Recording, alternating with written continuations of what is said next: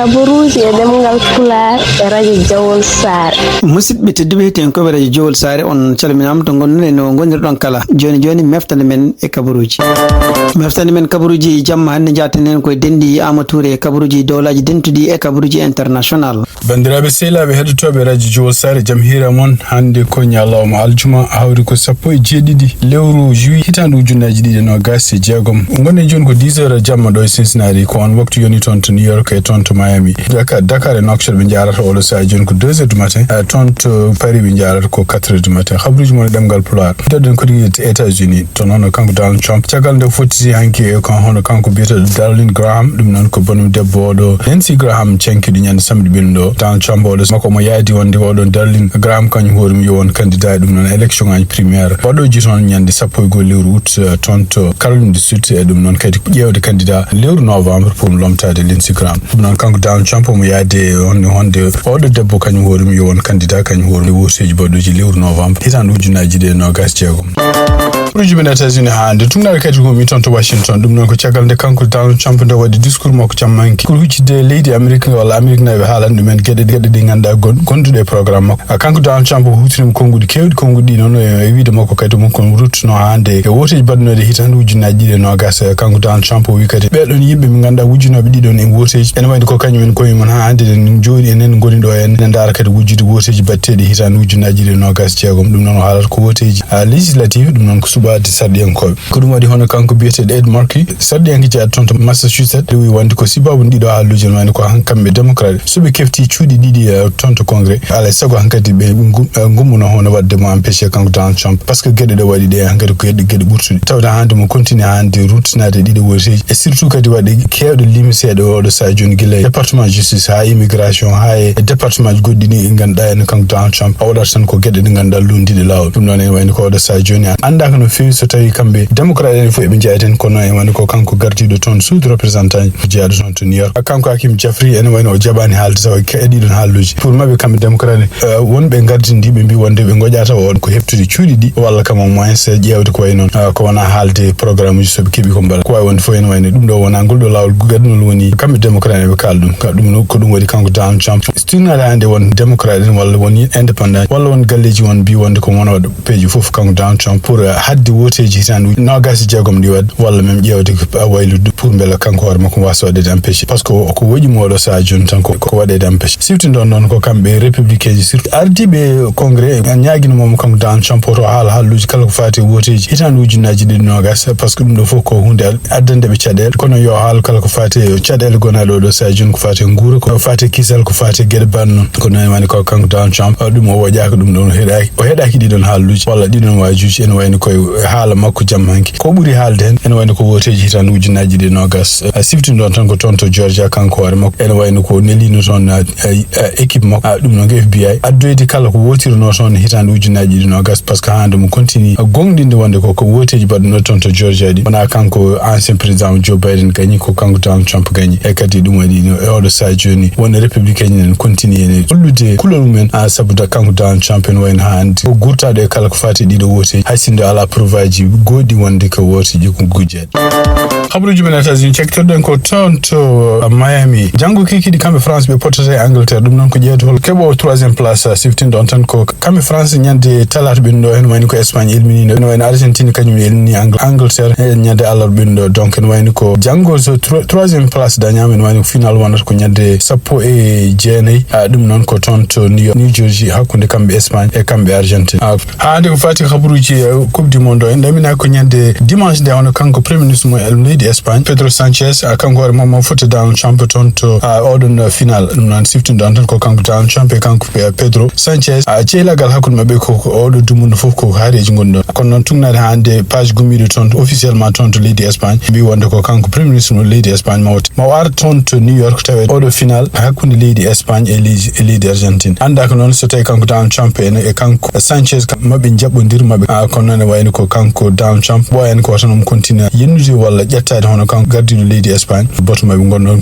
ton to Turquie e surtout kadi mo takka wonde ko kamɓe Espagne ene wayni ko ala fof ko ɓeydata autant illa 5% ɗum noon ko hunde nde forani wonde ko Espagne kañum hoore mum sibabu ne hallude jogui surtout contre haare wonde toon to Gaza e surtout yen position mo jogui contre Israël ene wayni ko ɗum woni ko kanko Donald Trump woni ko wela ko wawi wonde fof ene wayno anda ko holno jokkodiral maɓe jogori wade toon to oɗo coupe du monde baɗo toon to New Jersey hakkude leydi Espagne e leydi Argentine tawde kanko Donald Trump wi ko kanko foti teddinirede pour rokkude coupe o kala gañiɗo e kadi kanko gardiɗo laamu leydi Espagne kanko kañum hoore mum wi fof ko ma tawi oɗo final donc andaka hol est ce que ɓe jogori salmodirde walla koɓe jogori haaldude toon soɓe jiidiri ko wawi wonde fof hawnaki maɓe gar kono ene wayni ko goto mum fof jonde mum to woni toon woɗɗodiri goɗɗo ɗon ene wawi ɓe mbasa yidiri ɗum noon ko ɗum woni ko ɗamina so tawi noon so woodi noon ko Espagne gañi awnaki ɗum ɗon kadi ma ɓeydo jiibade seeɗa wonande tawde ko Donald Trump rokkata coupe du monde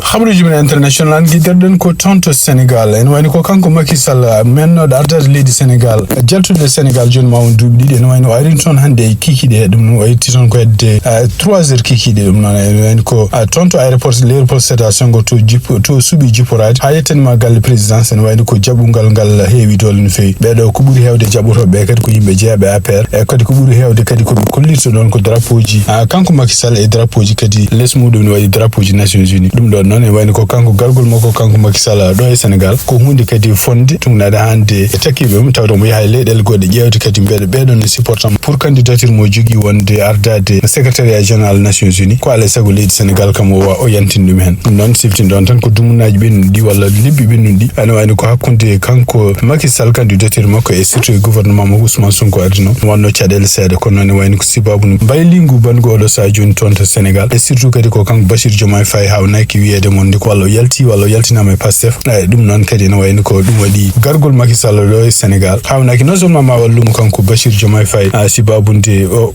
ñande 7 lewru août ko nden ɓe créé parti makko kanko hoore makko parti politique kono kadi ma wallumo e woteji garoji surtout yenno tawde yimɓe Pastef ko kamnimo hawnaki kadi kam Macky Sall parti muɗum e yimɓe wuluma ballumo surtout yenno ko fate dañde sarɗiyankoɓe toon to assemblée nationale ko wawi wonde foof ene wayni ko kanko Bassirou Diomaye Faye o jaɓɓima Macky Sall ɓe joddima toon kene ɓuuro tugnade hande tekkinoɓe ndeɗon jonde mbi wonde ko kaldigal mabɓe tawiri tan ko gueɗe patuɗe Nations Unies kanko programme makko mo jogui kanko Macky Sall holko waɗata e kadi hol gueɗe ɗe ganduɗa jiɗɗe waylede wonande Nations Unies e kadi hol ballal ngal o ñaagui walla ngal o yiiɗi ummade leydi Sénégal tawde leyɗele kewɗe ɗe ganduɗa enne Afrique naaɓe salinoɓe oɗo sa joni enen puɗɗo jabɓe donc alay saago so leydi Sénégal jaaɓi hawnaki ɗum ɗo kadi ma ɓeydu ballal monggal wonandemo kanko Macky Sall jabgol leydi Sénégal noon supportemo walla jabde candidature makko wona garantie pour kanko Macky Sall mo heɓ kono mo kam ko hunde hawnaki ma ɓeydu yonnude hono mbaadi Sénégal ko fate diplomatie international ko wawi wonde fof kanko Macky Sall tugnade hande ko andano ko ummoto toon to Dakar ko 6 heures fade toon to États-Unis tugnade note mo ganduɗa kanko Madiambal Diagne ɗum noon ko journaliste gonɗo toon to France ko haali wi wonde ene wayno ko programme makko kanko Macky Sall san waylinoma ɗum noon so umminoma Dakar o foti yaade ko toon to Banjul noon e wayno ko wondi e avion makko ko avion privé o wondi noon ko Umaru Mballo ɗum noon ko mennoɗo ardade leydi e Guinée Bissau ko kañum woni directeur makko campagne ko fati candidature makko kanko Macky Sall ko wawi wonde fof ene wayno ko jaɓɓungal heewi dole toon to Sénégal e kadi ene wayni ko kamɓe APR ɓe tinnima no fewi e kanko Macky Sall kadi wawi yindirde e yimɓe hewɓe ɗum noon haade makko yettade présidence e caggal nde wiyatti présidence taw ko yimɓe ɓe ganduɗa supportuɗum kono noon ko teskita toon kadi ene wayni ko e yimɓe woɗɓe kadi gaari seppude kañumen koyemen hollude météo men ko ɓuuri hewden koɓe Pastef gembi a wiyoɓe oɗo sa joni ko woni yimɓe ɓiɓe muɗumen e mbara walla koreji men ne gañi sibabu no fitinaji bannoɗi toon haade makko ummade to e laamu kanko Macky Sall ɗiɗon fitinaji noon APR kañumen koyemen toon to assemblée nationale ne continue mbiya to tawi ɓe jiiɗi ɗiɗon fitinaji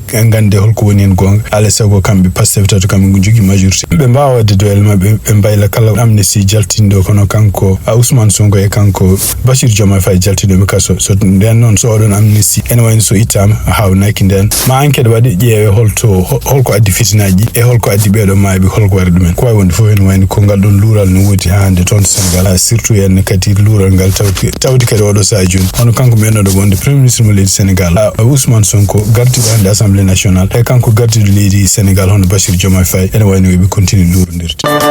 Sénégal tungnade kadi ko winda toon to journal Sénégal bono kanko Bachir Diomaye Faye gardiɗo leydi Sénégal en wayno kadi o wawi ko kadi jokkodirde conseil constitutionnel ɗum noon ko ƴewde kanko so tawi ne wawi wonde hono kamɓe Sénégal ɓe mbaɗa woteji ɗi kadi taw ko woteji suɓade sarɗiyankoɓe suɓade kadi yimɓe laamotoɓe local ɗum noon ko guila mairie en ha e gueɗe baɗe noon ko wawi wonde fof e wiide mabɓe kadi ɗum ɗo kadi ko gueɗe hawnaki ma wallu woteji ɗi wadde kadi ma wallu kadi kamɓe koyeɓe so tawi ɓe mbawi ƴewde fusde assemblée nationale gonɗo toon e miijo kanko gaddi leydi assemblée nationale o foti fusede ko mayirɗe lewru novembre hitande ujunnaji ɗe nogas jeego ko wawi wonde fof ne fada hono kamɓe conseil constitutionnel koɓe miiji hen walludemo wajuji holno waɗata pour ko fati woteji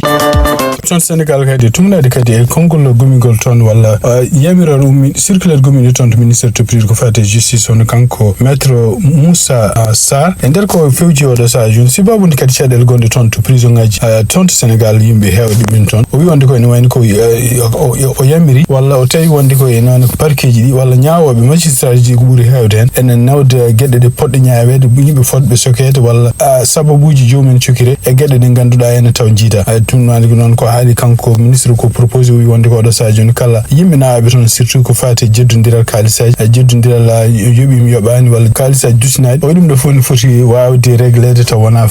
réglede nawede kaso par exemple so tawi won rewodirɓe kalisaji ha ko jomumen en mbawi wadde arrangement taw kaso yantani hen ɗum moƴƴude ɗum noon e wayno ko ɗum ɗo fof ko gueɗe ɗe ganduɗa fotani nawede ha kene waɗe crime aji bonde ha ko yimɓe ne kebbine kasoji ko wawi wonde fof ene wayno ko kanko ministre o koɗo yamiri ko yacci kala dossier ji gonɗi toon dossier ji ɗi ganduɗa yimɓe nanggaɓe ko mbawi nanguirede fof yo dossier ji mumen yoɓe keño ɓe ƴeewa ɗiɗon dossier ji ɓe kuccan ɗum ko yacci ɗum ɗo fof noon ko wiide makko kadi ko kasoji ɗi hewde ɗumen yimɓe ma ɓeydu bonnude situation gon toon ko fate kisal ko fate cellal wonande yimɓe wonɓe toon e kasoji ɗi ɗum waɗi donc kanko ministre o ɗo maître Moussa Sarr siftini ɗon tan ko ministre kesso e laamu kessu ngu ardi ɗum kanko no Ahmadou Alamine ene wayno o wi wonde ko alay sago waylo ngoɗo waylo waɗe ko yacci beele ne wawa wallude kasoji ɗi en ustude yimɓe wonɓe toon e kadi won yimɓe nanggaɓe toon taw kadi fotani sokede ko soki ɗumen ko ene wawi wadde ɓen jomumen ne mbawi wadde arrangement ha no degli ɗum tawanan gone kasoji habaruji men international cekkitorɗen ko toon to Tchad tumnadi ko kongude gomide toon to radio mabɓe local kadi radio France international reftima hen hono kanko gardiɗo leydi Tchad hono kanko général Mohamed Idriss Déby e nder kongude ɗe ƴefti o wi wonde ko ene wayno ko à partir du 1er janvier hitande ujunnaji ɗiɗi nogas jeeɗiɗi hono kamɓe leydi Tchad tan kadi ene wayno ko kala visa ji ɗannotoɓe Afrique naaɓe toon to Tchad ɓe cohlani ɗin visa ji ɗum ɗo fof noon e wiidema ko wiide kadi ko fama hen kadi ɗum ɗo fof ɓeydade yafunude hono caɗele nadde hakkude leyɗele Afrique naaɓe walla ɓeydade kadi oɗo saha joni yañide wonde ko Afrique naaɓe ɗum beela fof min mbawi ɗannade e leyɗele Afrique ko wawi wonde fof ene wayno ko kanko gardiɗo leydi Tchad o wi wonde ene wayno ko leydi Tchad ko leydi Toumaye kañum hoore mum ko nokku mo ganduɗa en gonɗo hakkude leydi Afrique central Afrique banggue hirnangue Afrique banggue hirnangue e Afrique banggue worko ɗum tugnade hande communiqué no haali musidɓe tedduɓe ten ko ɓeɗa josa ko ɗo tonggui meftande men e jamma hande o en ñaguima joom jaam mo jaam woni jungo mum nde waɗante en jaam